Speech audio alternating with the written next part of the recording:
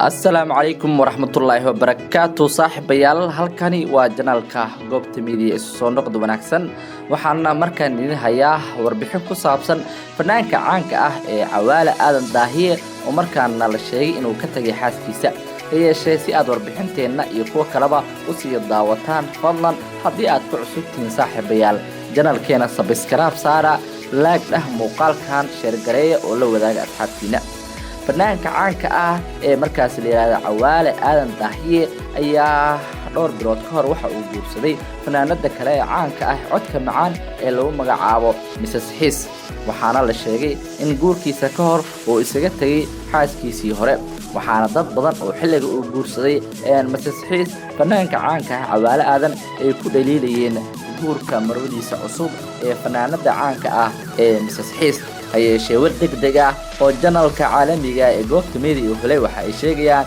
in fanaankii caanka ahaa ee Cawaale Aadan uu durbaba isku dhaceen xaaskiisa cusbeeda ee Mrs Xiis isla markaana uu hadda bilaabay ama uu furay isagoo markaas aad kaga carooday falal ay ku dhaqmayso xogta la helay ayaa sheegaysa in markaasi Mrs Xiis ee dhowr jeer ka maseertay fanaanka isagoo ka qayb galaya xaflada aroos ah haween markaasi la ciyaarayay haweenkaas oo qaarkood dhexda ka qabsanayay fanaanka waxaana taasi ay keentay in arintaasi ee cabasho iyo walwal iyo maseer ay ka muujiso fanaanada Cawaale oo sida la sheegay ah qof aan dabeecad wanaagsaneyn dhacdadaas aad markaasi uu kaga xanaaqay markii dhowr jeer Mrs Xiis ay u sheegtay inay ka maseerayso dumarka uu la ciyaarayo xilliga la joogo goobaha xafladaha ama arooska waxaana taasi ay keentay in durbada fanaanka caanka ah ee Cawaale Aadan Daahiye oo arintaas ka caroodo degdegna uu ku furo dad badan oo heelka labada qoys ayaa aad kaga carooday falkaasi kuwaas oo sheegay in xilligaani aysan ka fileen in fanaanka caanka ah ee Cawaale Aadan Daahiye uu furo xaaskiisa uu jeclaa muuqaalo ay mar walba soo dhigeen baraha bulshada iyagoo sheegay in markaasi ay aad ugu faraxsan yihiin guurkooda ayay taasi kadib ay arintu wax walba isbedeleen kadib markay si toos ah la isku dhaxgalay qof walbana dabeecadda u qarsoneed oo banaanka keenay dad badan ayaa hore u sheegay in Cawaale Aadan uu yahay nin xun oo aan dambiir lahayn isla markaana xaasaskiisa aan cisho karin ayay taasi waa ay soo baxday kadib markii ku dhawaad 3 bil kadib la ogaaday in xaaskiisii uu jeclaa ee Mrs Xiis uu furay fanaanka caanka ah ee Cawaale Aadan Daahiye dadka ayaa haatan baraha bulshada aad ugu falanqeynaya ayay Mrs Xiis dhankeeda waxay u muuqataa in markaasi arintaasi bulshada baraha bulshada wararkaas ku faafinaya mid degdeg ah oo siinaynin maadaama ay sheegtay inay tahay qof wili markaasi da'yar oo caruur kooban oo laba ah soo dhashay walina ay heli karto nin markaasi dhaqanaya ama aad u jeclaanaya Cawaale Aadan Daahiye fanaanka da'da aanan ka muuqanin ayay 80 jirka ah ayaa hadda u muuqda mid ku fadeexoobaya baraha bulshada lana waayi doono haween kale oo markaas shukaansada iyagoo sheegaya ama ku tilmaamaya qaarkood inuu yahay nin xiisaalow ah oo xiisa badan haddaba mid ka mid ah dadka baraha bulshada muuqaalada soo dhiga aadna markaas ula dhacsan ayaa waxa uu sheegaya ama ka hadlaya arrimo ku saabsan guurkooda waxa uu si toos u sheegay in Cawaale uu markaasi ahayn qof markaasi jecel in markaasi guurka aad ugu degdegsan ama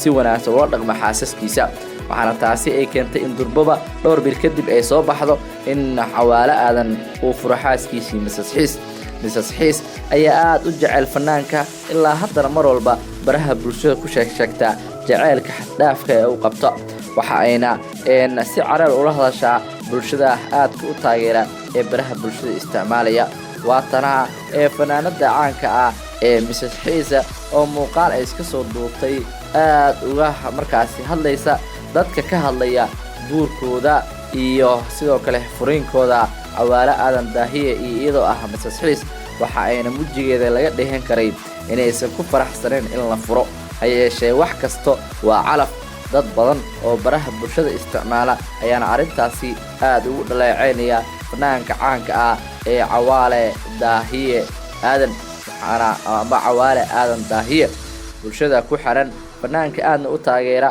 ayaa hadda ka aamin baxaya halka Mrs. Xiisna ay garab taagan yihiin. Gabdho badan ayaa jiray oo horay guurka Cawaale Aadan iyo weliba Mrs. Xiis kaga carooday iyagoo doonayay in markaasi haaskiisii hore ee ilmaha badan u dhashay inuu sii heesto hayeeshee taasi aysan dhicin. waxaana daawada ugu dambeyn hadda ay keentay in Cawaale Aadan Daahiye fanaankii caanka ahaa uu si degdeg ah ku furo xaaskiisii adduunka ugu jeclaa ee Mrs. Xiis. haddaba saaxiibayaal si u aragtaa warbixinteennan iyo in fanaankii caanka Cawaale Aadan uu furo saaxiibtiisii qaaliga ahayd fanaanadii codka macaaneed ee uu aad ku jeclaa ee Mrs. Xiis. haddaba daawade ma taageersan tahay furiinkaas si u aragtaa? waan tixgelinaynaa codsigiina iyo jawaabihiina noogu reeba qaybta hoose ee commentiga barteen YouTube-ka. mahadsanidin.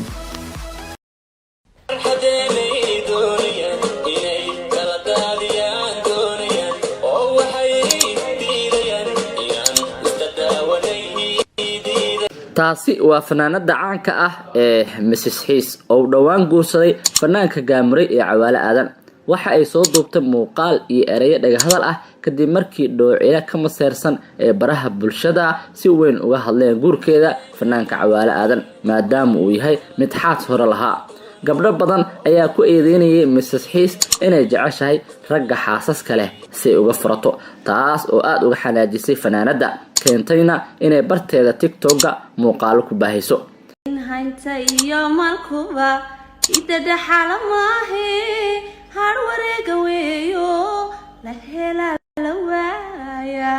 Mrs. Xiis oo farxad ka muujisay guurkeeda ayaa u sheegtay kuwa ka xun in nin wanaagsan raadsadaan sida Cawaale oo kale.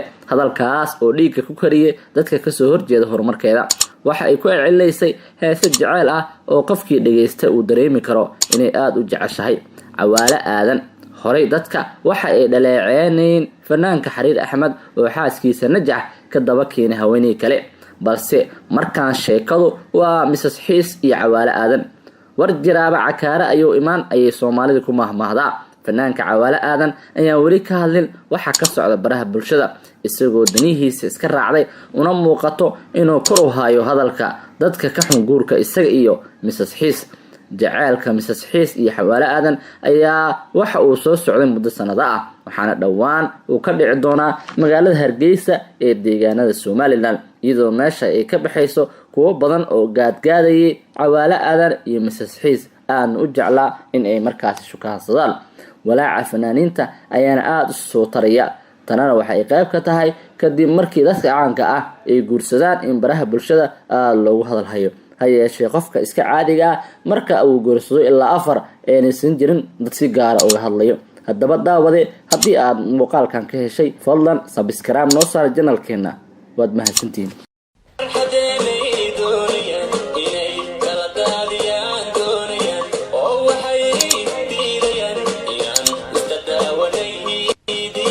taasi waa fanaanada caanka ah ee Mrs. Xiis oo dhawaan guursaday fanaanka Gaamuray ee Cawaale Aadan. waxa ay soo duubtay muuqaal iyo ereyo dhagahadal ah kadib markii dhoocila ka maseersan ee baraha bulshada si weyn uga hadleen guurkeeda fanaanka Cawaale Aadan maadaama uu yahay mid xaas hore lahaa. gabdho badan ayaa ku eedeynayay Mrs. Xiis inay jeceshahay ragga xaasaska leh si uga furato, taas oo aad uga xanaajisay fanaanada keentayna inay barteeda TikTok-ga muuqaalo ku baahiso.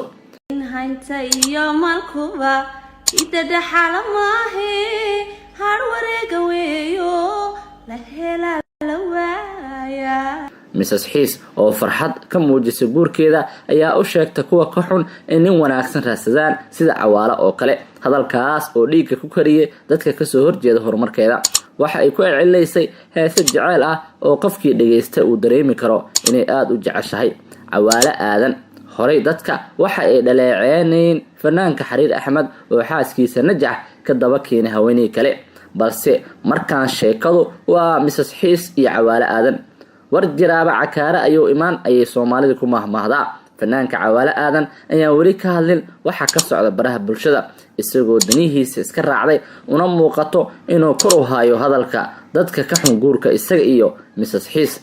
jaceylka Mrs Xiis iyo Xawaale Aadan ayaa waxa uu soo socday muddo sanado ah waxaana dhawaan uu ka dhici doonaa magaalada Hargeysa ee deegaanada Somaliland iyadoo meesha ay ka baxayso kuwo badan oo gaadgaadayay Xawaale Aadan iyo Mrs Xiis aan u jeclaa in ay markaas shukaansadaan walaaca fanaaniinta ayaana aad u soo taraya tanana waxay qayb ka tahay kadib markii dadka caanka ah ay guursadaan in baraha bulshada loogu hadalhayo hayeeshee qofka iska caadiga ah marka uu guursado ilaa 4 aysan jirin dad si gaar ah uga hadlayo haddaba daawade haddii aad muuqaalkan ka heshay fadlan subscribe noo saar channelkeena waad mahadsantihiin